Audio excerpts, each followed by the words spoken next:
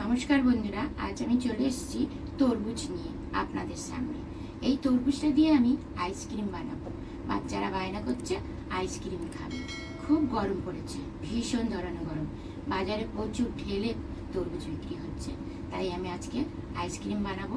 আমার এই আইসক্রিম বানানোটা ভালো লাগলে অবশ্যই লাইক কমেন্ট করে দেবেন। তরমুজটা এবার আমি কাটছি, দেখি লাল হয়েছে না কি হয়েছে।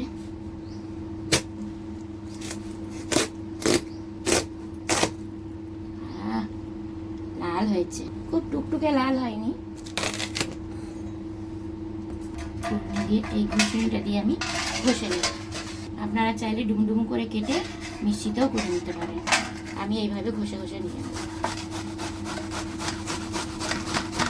দেখুন আমার রস বার করা হয়ে গেছে। আমি তরমুজের রসগুলো বের করে নিয়েছি, এই দেখুন। এবার আমি এই ছাঁকনির সাহায্যে আমি ছেঁকে নিচ্ছি। আমার ছোট ছাঁকনি, তাতে হবে না বলে এই চুবড়িটা দিয়ে আমি ছেঁকে নিচ্ছি। কিচ্ছু নেই, একদম ফ্রেশ। আপনারা যে কোনো জিনিসেও ছেঁকে নিতে পারেন।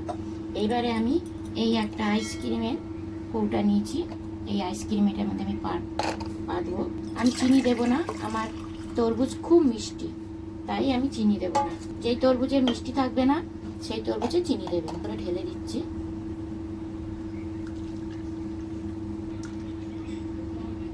এবারে এই মুটকিগুলো দিয়ে দিচ্ছি। আর কিছু করতে লাগবে না, এভাবেই আমি বসিয়ে দিচ্ছি। এবার আমি ফ্রিজে রেখে দিচ্ছি। এটা জমে গেলে আমি প্রায় 5 ঘন্টার পর আমি ফিরে আসব। দেখুন বন্ধুরা, আমি আইসক্রিম পেতেছিলাম, দেখিয়েছিলাম। এই দেখুন কত বরফ পড়ে গেছে উপরে। 5 ঘন্টা হয়ে গেছে, আমি নিয়ে চলে এসেছি। বরফ হয়েও গেছে, পড়ছে না, একদম শুকনো ভেতরে হয়ে গেছে। এবার আমি খুলে দেখাচ্ছি কত সুন্দর হয়েছে আইসক্রিমটা। একটু আলগা করে দিই, কিছুক্ষণের জন্য এরকম আলগা করে রেখে দিতে হবে। এই দেখুন খুলে গেছে। এইভাবে সবকটাই আমি খুলে নিচ্ছি। সুন্দর হয়েছে, ভালো লাগছে দেখতে। দেখুন আমার আইসক্রিম কত সুন্দর লাগছে দেখতে।